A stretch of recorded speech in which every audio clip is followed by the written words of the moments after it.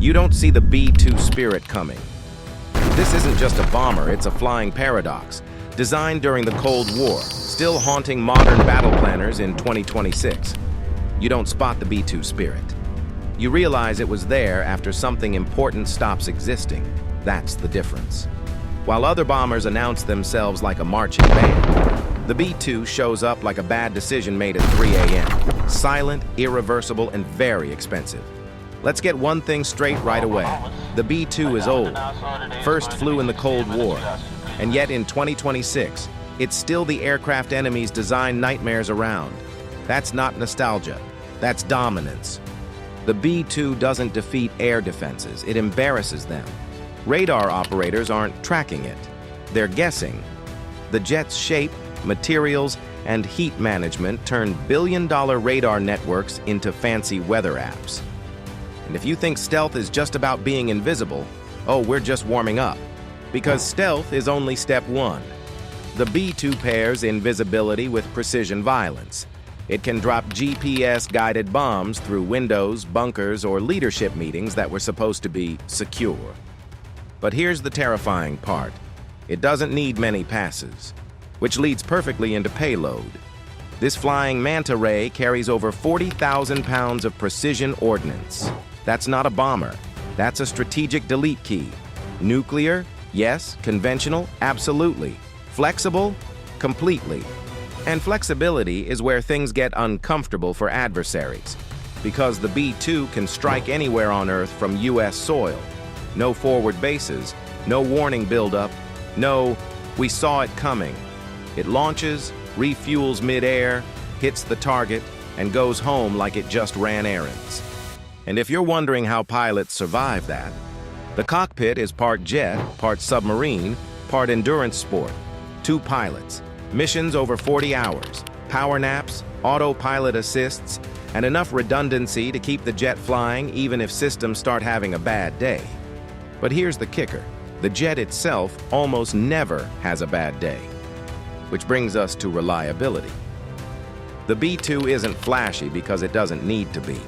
When it launches, it's because the mission matters. No test flights for fun, no shows of force for clicks. When the Spirit flies, something strategic is about to change, and we haven't even touched the scariest part yet. Because the B-2 isn't just a weapon, it's a message. And that message gets a whole lot louder in the next part. Because the real power of the B-2 isn't what it destroys, it's what it forces enemies to do before it ever takes off. The B-2 bends enemy strategy without firing a shot. Air defense planners can't ignore it, but they also can't stop it. So they overbuild. More radars, more missiles, more overlapping systems, burning budgets chasing a shadow. That's not defense. That's financial warfare, and the B-2 wins before the first bomb drops. But if you think modern tech has caught up, not even close. Counter-stealth systems still struggle in the real world. Yes, passive radar exists. Yes, infrared tracking exists. And yes, on paper, they sound terrifying. In reality, they struggle with resolution, targeting quality, and battle space clutter. Spotting something isn't the same as guiding a missile to kill it, and the B-2 lives in that gap. Which brings us to timing. The B-2 doesn't rush. It arrives when defenses are tired, operators are stressed, and systems are saturated. Modern wars aren't chess. They're endurance matches. And stealth bombers are the late-game pieces that flip the board when everyone else is exhausted. But here's where fear turns into paranoia. Nobody knows exactly how stealthy the B-2 still is. Its coatings, software, and mission systems are continuously upgraded. Enemies don't get patch notes. They get uncertainty. And uncertainty is poison for planners. You can't design a counter to something you can't accurately model. And that uncertainty only deepens. Because the B-2 works with everything else. Cyber operations, satellites, drones, electronic warfare. The Spirit isn't a lone wolf. It's the tip of a spear nobody sees coming. By the time fighters and missiles show up, the hardest targets are already gone. And once that happens, the war changes. Which leads to fact 12, psychological impact. Leaders sleep differently, knowing a weapon exists that can reach them personally. No buildup, no escalation ladder, just silence and consequences. The B-2 doesn't need to threaten. Its existence does that job for it. And that fear doesn't fade with time. Now here's the uncomfortable question everyone asks. If it's so good, well, why replace it? Because fact 13, replacing the B-2 isn't about fixing a weakness. It's about extending an advantage. The B-2 Raider isn't a reaction to failure. It's a continuation of dominance. And until it fully takes over, the B-2 remains the quiet insurance policy no enemy wants tested. And that sets up the final truth. The B-2 isn't untouchable because it's invincible. It's untouchable because nobody wants to find out if they're wrong, and that's where we finish this. Here's the part most discussions miss. The B-2 spirit doesn't exist to win wars. It exists to end arguments. The B-2 is built for first-night wars. When air defenses are fresh, command centers are alive, and leaders still think they're safe, that's when the spirit does its best work.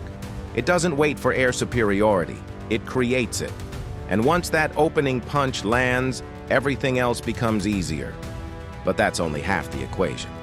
The B-2 fits modern war better than people think. In 2026, wars aren't just about tanks and trenches. They're about nodes, networks, and decision makers. The B-2 is optimized for exactly that kind of warfare. It doesn't chase targets. It erases systems. And systems don't regenerate quickly. Which brings us to escalation control. Here's the irony. Stealth bombers are terrifying, but they're also stabilizing. The B-2 gives leaders options between doing nothing and going nuclear. Precision at global range means response without chaos. And that makes miscalculation less likely, not more.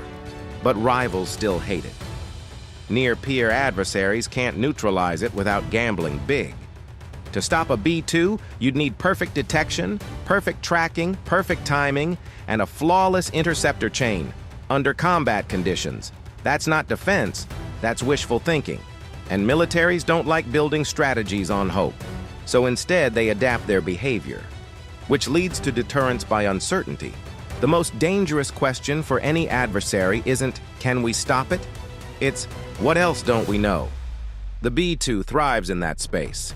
Every unknown forces caution. Every doubt slows decisions. And in modern conflict, hesitation is fatal. And that's why the jet still matters.